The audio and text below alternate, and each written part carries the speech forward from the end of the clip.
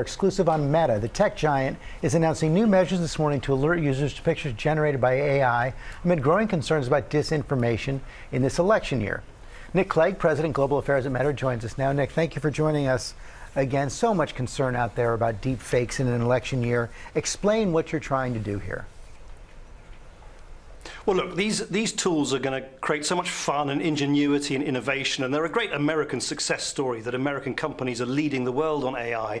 But I imagine many people sitting at home now are kind of worried about, well, how am I going to be able to tell the difference between, content, images that are produced by human beings as opposed to images which are synthetic, produced by AI? And we're doing two things. So the first thing we're doing is if you use one of our tools to generate an AI-generated image, I don't know, if you create a synthetic photo of a woman sitting on top of a pyramid looking at a desert sunset. It'll look very realistic, and we will put in the bottom left-hand corner a little watermark which says that it has been produced by AI, so that you know it's not a normal photograph, it's not a normal image. But then secondly, what we're doing is that if people want to share on Instagram, Facebook or Threads images, maybe an image like that which they've generated with an AI tool which other companies have designed, as long as they've done the back-end work and we can pick up the signals that it is an AI-generated image, we will label that as well. It's not going to be a perfect solution.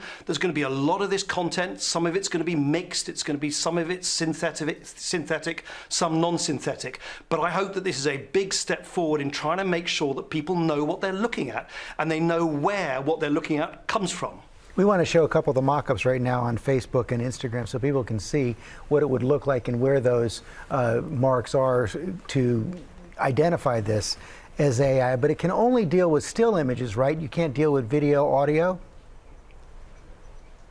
Well, what we're saying is that for people, because the technology is moving fast, but at the moment on video and audio, what we're saying is that people who use AI tools to generate synthetic audio or video, they've got to disclose it. They've got to disclose it openly and say that that's what they've done. And if they don't do that, or even worse than that, if they try to use videos or audios to materially deceive the public on something important, then we will take we will take steps against that and impose penalties if we need to.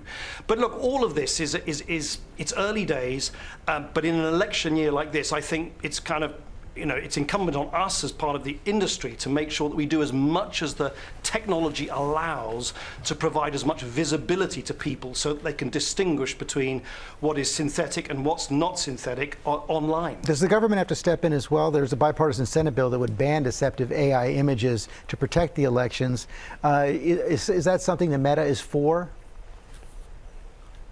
Oh, I definitely think you need, this is technology which is going to change the way in which everybody interacts in the online world for decades, generations to come. Our kids and grandkids are all going to be using AI tools, many of which we can't even imagine now. So I think it's right that you have certain guardrails in place to make sure there's proper transparency about how these big AI models are built, to make sure they're properly stress tested so that they're as safe as they can be. Yeah, I think there's definitely a role for governments and candidly also for international cooperation, so that this technology, which of course doesn't recognize geographical boundaries, operates in a way that everybody's comfortable with worldwide. And following up on last week's Senate hearing on child sexual abuse online, two other tech executives endorsed a bill to keep children safe online, but Mark Zuckerberg did not. Why not? Is this something that you can get behind?